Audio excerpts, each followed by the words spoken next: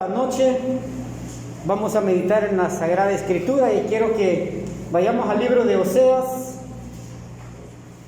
capítulo 9, vamos a leer el verso 10. Oseas capítulo 9, verso 10. Amén. Dice la palabra de Dios: como uvas en el desierto hallé a Israel, como fruta temprana de la higuera en su principio vi a vuestros padres. Ellos acudieron a Baal Peor, se apartaron para vergüenza y se hicieron abominables como aquello que amaron. Oremos. Padre, que esté en gloria en todo lugar, en el corazón de cada uno de los que ya le hemos recibido como nuestro Salvador. Gracias le damos por el privilegio, por la oportunidad de poder abrir tu palabra, poder leer este precioso texto, y pedimos que tu Santo Espíritu obre en cada corazón y en cada mente. Ayúdanos para entender tu palabra, sacar provecho y poderla poner en práctica. En el nombre de Jesucristo, tu Hijo amado, lo pedimos. Amén. Interesante, hermanos, lo que encontramos en este precioso pasaje. Como uvas en el desierto hallé a Israel. Palabras de nuestro gran Dios, ¿verdad? Como uvas en el desierto, dice, encontré a Israel. Como esa fruta temprana, dice, de la higuera. En esta noche quiero que meditemos bajo el tema la higuera estéril. Se ha designado por parte de los jóvenes cierto sábado, ¿verdad?, de cada mes poder tocar un tema acerca de las parábolas. Y en esta noche pues quiero que meditemos acerca de la higuera. Creo que muchos tienen conocimiento quizás, ¿verdad?, acerca de este árbol que da un fruto, dice que es muy bueno. Pero en sí, ¿qué es la higuera? Alguien se hace la pregunta, ¿qué es la higuera? Bueno, la higuera es, según la información que pude obtener, dice que es un árbol frutal. La higuera es un árbol de corteza lisa. Dice que tiene ramas gruesas. Como todo árbol, dice que tiene hojas. Sus hojas son grandes, dice, muy verdes, y son hojas grandes que están palmeadas, o podemos decir que están divididas en 3 o 5 lóbulos. Son hojas grandes, ¿verdad?, según lo que describe la información. Esta planta frutal dice que puede alcanzar entre los 5 metros de altura. Se da siempre, dice, o crece en las regiones de clima mediterráneo. Bueno, yo conozco una planta, ¿verdad?, que de hecho le llamamos higuera. No sé si es la misma, pero la planta que yo conozco nunca he podido encontrar fruto. En la ribera, allá a las orillas del río, en mi lugar, crece bastante y se asemeja a lo que la información dice, una planta de unos 5 metros más o menos de altura, hojas grandes, verdes, pero todas las plantas que yo he podido observar allá en mi lugar, nunca le he podido encontrar fruto, más que hojas. No sé si esta es otra planta, a lo mejor sí, ¿verdad? Pero bueno, esta es la descripción, podríamos decir, de lo que es la higuera. La higuera. Mencionaba allá en el Antiguo Testamento, ¿verdad?, allá en Jeremías, en varios libros del Antiguo Testamento es mencionada esta planta. Es famosa por el fruto que ella da. Como primer punto, hermanos, quiero que miremos que la higuera es un símbolo. La higuera es un símbolo de Israel. ¿Por qué nuestro Señor Jesucristo puso sus ojos en esta hermosa planta? Puso sus ojos para poder ilustrar, para poder dar el mensaje, para poder dar a entender a sus seguidores qué era lo que estaba pasando con aquel remanente de judíos que le fue infiel. Dios puso su mirada, dice, en el remanente de Israel. Dios seleccionó, Dios escogió a este remanente porque miró que había algo bueno en ellos, pero lastimosamente, ¿verdad?, se desviaron, se olvidaron de lo que Dios pedía de ellos, el pacto que habían hecho con su Dios. Se alejaron, se apartaron y Lastimosamente poco duró, ¿verdad?, aquella expresión bonita de nuestro gran Dios, como lo dice en Oseas 9, versículo 10, dice: como uvas en el desierto hallé a Israel, como la fruta temprana de la higuera. Pero qué triste, ¿verdad?, el final de este texto. Qué triste lo que dice refiriéndose a este remanente. Dice: vi a sus padres, ellos acudieron a Baal Peor, se apartaron, dice, para vergüenza. Qué triste, ¿verdad? Aquel remanente que Dios puso su mirada y dijo: bueno, aquí hay algo bueno, hay algo que le podemos sacar provecho, pero ellos se apartaron. Eso pasa hoy en día a veces con cada uno de nosotros. Tenemos quizás los mismos privilegios, las mismas oportunidades que Dios pudo obsequiar a este remanente de judíos. Al igual está hoy en día para nosotros, pero a veces nosotros nos enfocamos en otras cosas físicas, materiales, cosas, ¿verdad?, que este mundo nos presenta, y de esa manera nos asemejamos a Israel, apartándonos, desviándonos del objeto principal, de aquello que Dios está pidiendo de cada uno de nosotros. Entonces miramos, hermanos, que a lo largo del Antiguo Testamento Dios se había referido a su pueblo bajo el símil de una higuera, ¿verdad? Bajo el símil. Los que estuvimos estudiando en el teológico hace unos años acá, creo que entienden, ¿verdad?, que es un símil. Algo parecido o algo similar. Dios está usando este símil de la higuera para poder explicar, para que la gente entendiera qué era lo que estaba pasando con aquel remanente infiel. Israel, hermanos, era especial para nuestro Señor. Por eso Él la llamó, en este versículo podemos verlo, que Él la llama la fruta temprana de la higuera, porque miró que este pueblo era bueno, dice. Pero, como le decía, esta experiencia gozosa, hermanos, no duró nada para este pueblo. Fue poco tiempo que pudieron gozar, ¿verdad?, de esta expresión de parte de Dios, la fruta temprana de la higuera. Ellos, hermanos, se desviaron, ellos se apartaron. ¿Cómo comenzó esto? Bueno, siendo o estando al mando el rey Balac, dice que ya había dado su primer paso, ya había hecho su primer contacto a Israel, dice, con la adoración de un Dios falso que tenían, aquel Dios que tenían los Baales, el Dios Baal, un Dios falso. A ellos rendían adoración, y así, de esa manera, hermanos, este remanente, esta nación de Israel, se entregó, podemos decir, a la idolatría, cosa por la cual Dios juzgó al pueblo de Israel. Dios juzgó a Sodoma, a Gomorra. ¿Por qué? Por la idolatría, por el pecado que había en ellos.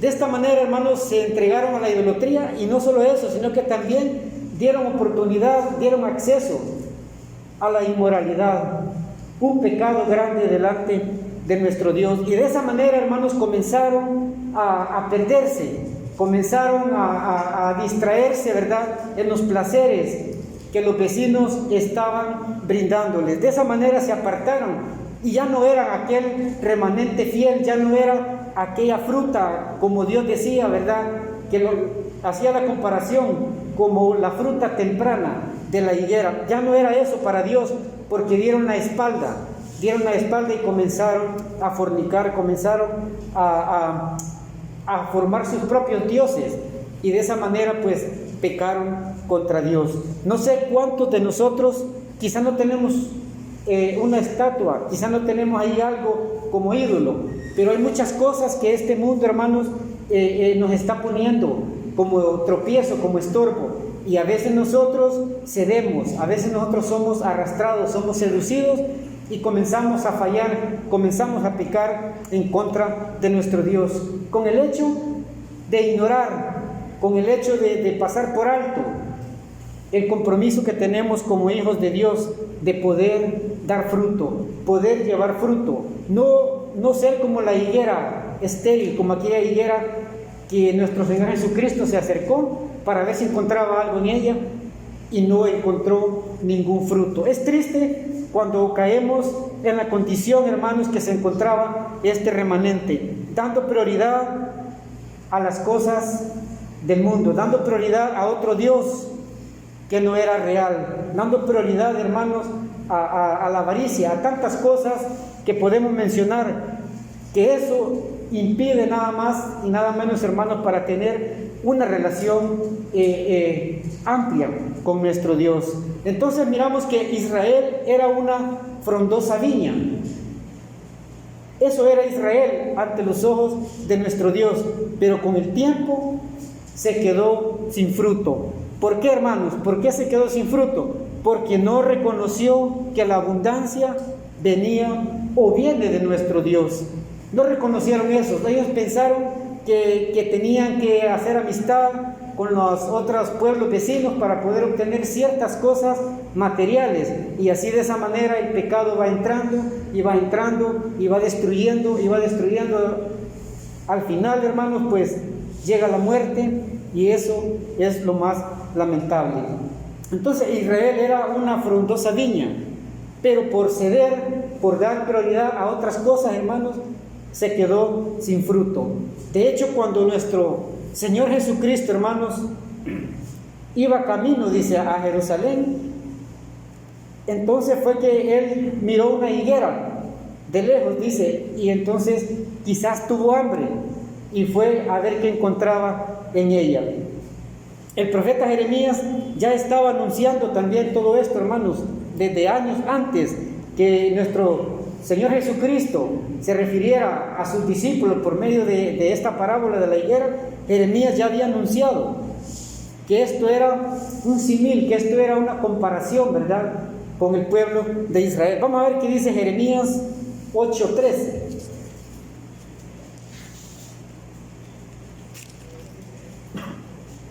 Jeremías capítulo 8, verso 13. Dice: los corté del todo, dice Jehová, no quedarán uvas en la vid, ni hojas en la higuera, y se caerá la hoja, y lo que les he dado pasará de ellos. Ya el profeta Jeremías estaba, ¿verdad?, hablando acerca de lo que nuestro Señor Jesucristo años después iba a predicarles, iba a tratar de explicarles, ¿verdad?, a sus seguidores, y también para cada uno de nosotros. Entonces miramos, hermanos, que la maldición de Jesús a la higuera, nosotros hoy en día debemos de entenderla como un símbolo del juicio, ¿verdad?, de Dios contra su pueblo Israel. Esta parábola, hermanos, tiene una aplicación para los individuos y para la nación de Israel. Dios, amados hermanos, debemos de tener esto muy claro en nuestra mente. Dios ejerce gracia, Dios ejerce paciencia para con todas las personas. Y no solo esto, hermanos, sino que Dios hace más de lo necesario. Nuestro Dios hace más de lo necesario para podernos animar a usted y a mí, para que nos arrepintamos. Pero no es que nos vamos a arrepentir y nos vamos a quedar ahí, no, para que nos arrepintamos y que podamos llevar fruto. Ese es el propósito de este mensaje, que Dios quiere que llevemos fruto, que no seamos como la higuera que solo era follaje, solo era hojas, pero no tenía fruto. Dios pide, Dios demanda de cada uno de sus hijos que llevemos fruto. ¿Qué estamos haciendo nosotros como hijos de Dios? ¿Estamos acomodados? Bueno, muchos dicen suficiente con ir a la iglesia de vez en cuando, o quizás basta con que vaya el día de la cena, o ya fui bautizado. Tantas cosas que pueden entrar en nuestras mentes y puede entrar en conformismo y acomodarnos y olvidarnos, ¿verdad?, de lo que Dios está pidiendo de cada uno de nosotros. La parábola tiene una gran aplicación para cada individuo y para cada uno de nosotros. Como iglesia debemos de comenzar a trabajar, debemos de pensar siempre en lo que Dios está demandando de cada uno de nosotros. No como la nación, ¿verdad?, de Israel, que se miraba, como le decía, muy bonita, con hojas muy verdes, con mucho follaje, dice, pero sin fruto, pero sin fruto. Y de eso es que debemos de tener mucho, pero mucho cuidado. Como les decía, como cristianos, como hijos de Dios, tenemos que preocuparnos, hermanos, por dar fruto, por dar fruto. Es bueno, hermano, que siempre meditemos, que siempre nos examinemos qué he estado haciendo hace un año atrás o hace 6 meses atrás, qué he estado haciendo en la obra de Dios, qué frutos estoy dando. Y es bueno detenernos en nuestra vida y meditar y así, hermanos, proponernos, ¿verdad? Y comenzar a dar frutos dignos de arrepentimiento. Dios tiene, hermanos, todo el derecho de talarnos a usted y a mí. Somos propiedad de Él y Él tiene el derecho. Cuando me refiero, hermanos, a talarnos, es que nos puede cortar si no estamos dando el fruto, si no estamos dando lo que Él pide, lo que Él quiere de nosotros. Él tiene todo el derecho. Pero miren, en su gran amor, en su gran misericordia, Dios nos ha dejado en pie. Y eso es, hermanos, algo digno, algo de dar gracias a Dios a cada momento, a cada instante. El hecho de estar en pie es porque Dios tiene un propósito para usted y para mí. El hecho de que podamos respirar, que nos podamos movilizar al trabajo, a otros lugares, es algo, hermano, en lo que podemos reflexionar, podemos meditar y podemos comenzar a dar frutos si no lo estamos dando. Es muy importante pensar en esto, en la misericordia de nuestro Dios. Nos ha dejado en pie para que podamos, hermanos, llevar fruto, para que podamos dar fruto. ¿Sabe por qué? Porque el día del juicio viene, el día del gran juicio se acerca. ¿Y qué pasará con cada uno de nosotros cuando suene esa trompeta, cuando seamos arrebatados? Nosotros nos alegramos, nos gozamos al pensar que un día, ¿verdad?, la trompeta sonará y en un abrir y cerrar de ojos, dice, seremos transformados si es que estamos vivos, pero si ya estamos bajo tierra, ¿verdad?, pues seremos transformados, dice, y seremos levantados. Pero ¿qué pasará después? No se queda todo allí, ¿verdad?, en ese gozo, en esa alegría. Comienza después, ¿verdad?, una serie de eventos que el hermano Ramón, pues, hace domingos atrás explicaba. Y uno de ellos va a ser cuando nos comiencen a pasar la factura. ¿Qué hiciste? En aquel tiempo libre que tenías, ¿qué hacías? ¿A cuántos familiares tuyos les diste el mensaje? ¿A cuántos compañeros de trabajo, de colegio, de escuela les diste el mensaje de salvación? ¿Qué hiciste por la causa? ¿Qué hiciste en agradecimiento por ese sacrificio de Cristo en la cruz? Es tiempo de que pensemos, hermanos, que meditemos, porque no estamos aquí para acusar, sino, hermanos, para reflexionar, para que meditemos y para que comencemos a cambiar, que veamos cuál es el estilo de la vida cristiana que llevamos. Y comencemos, hermanos, a dar frutos dignos de arrepentimiento. Frutos dignos de arrepentimiento. Entonces, miramos, ¿verdad?, que la parábola de la higuera es el juicio, ¿verdad?, de Israel. Nuestro Señor Jesucristo siempre hablaba en parábolas para que la gente pudiese entender, para que sus discípulos pudiesen comprender qué era, ¿verdad?, lo que Él trataba de explicar. En segundo lugar, hermanos, miramos una higuera con hojas, pero sin fruto. Una higuera muy robusta, llena de hojas, pero sin fruto. Vamos a ver qué nos dice San Marcos 11. San Marcos, capítulo 11,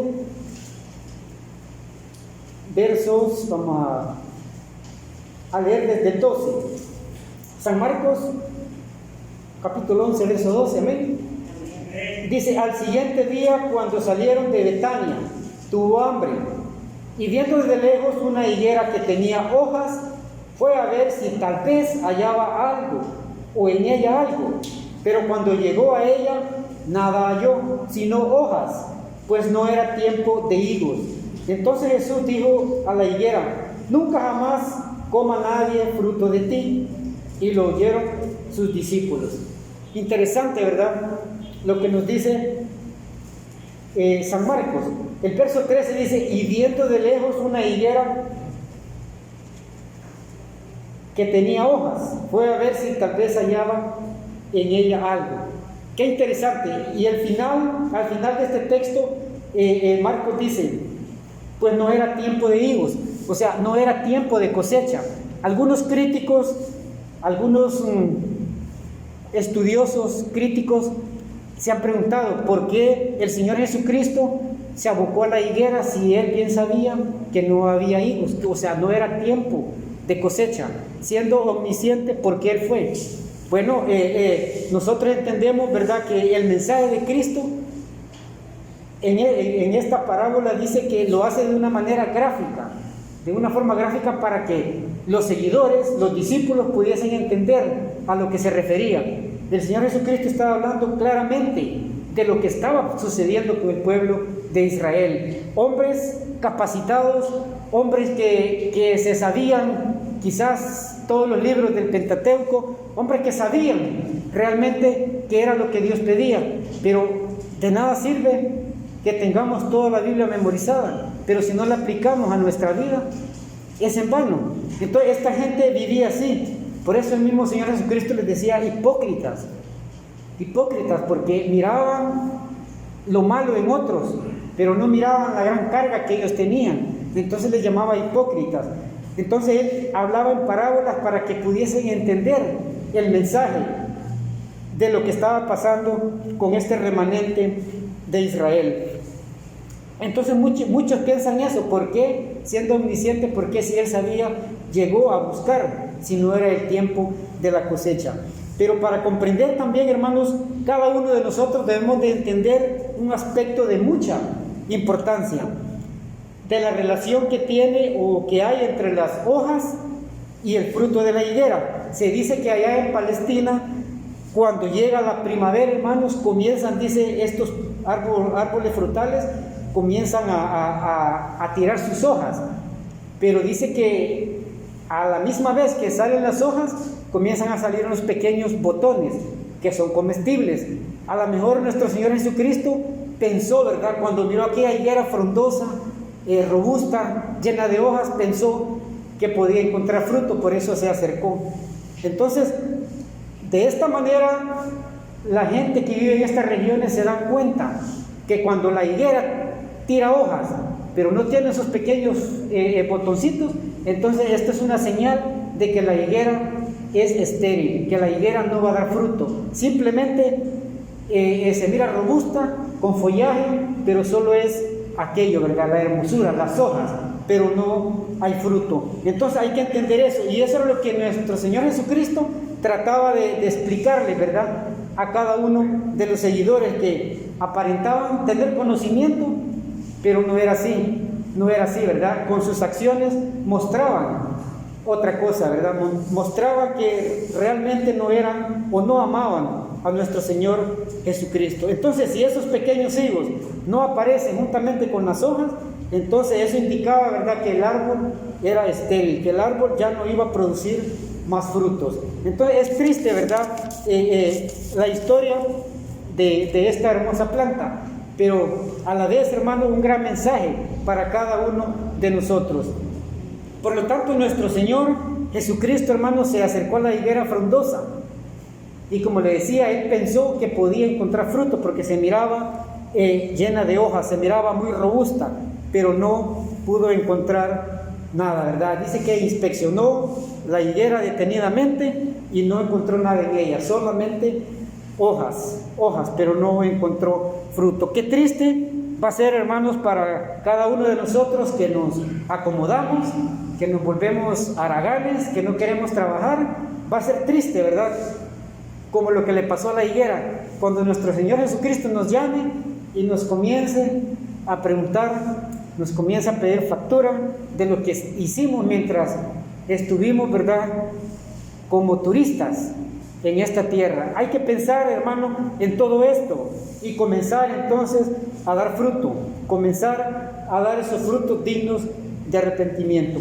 Entonces la condenación, hermanos, de la higuera de parte de nuestro Señor Jesucristo ilustra la triste condición, ¿verdad?, espiritual en que se encontraba aquel remanente de Israel, aquel pueblo, ¿verdad?, que Dios miró en ellos que había algo bueno, pero con el tiempo, hermanos, comenzaron a cambiar, a desviarse de lo correcto y a pecar en contra de nuestro Dios. Entonces el mensaje para cada uno de nosotros, hermanos, es que pensemos, que meditemos, hermanos, que al igual que a Israel, con sus muchos privilegios, como decía al principio, con sus muchas oportunidades que Dios le dio, hermano, era infructuosa. Y qué triste va a ser si nosotros o nuestro Señor nos encuentra así, igual que a este pueblo, igual que a esta higuera. Mire, este pueblo, todos conocemos la historia, ¿verdad? Un pueblo escogido por Dios, un pueblo que fue sacado de aquellas tierras áridas de Egipto, un pueblo que caminó por una gran cantidad de años en el desierto y nada le faltó. Tuvieron siempre agua, tuvieron siempre comida, carne, no le faltó nada. Pero este pueblo, hermanos, fue infiel, aún con todas esas oportunidades, con todos esos privilegios de parte del gran Dios, hermanos, fallaron, se apartaron.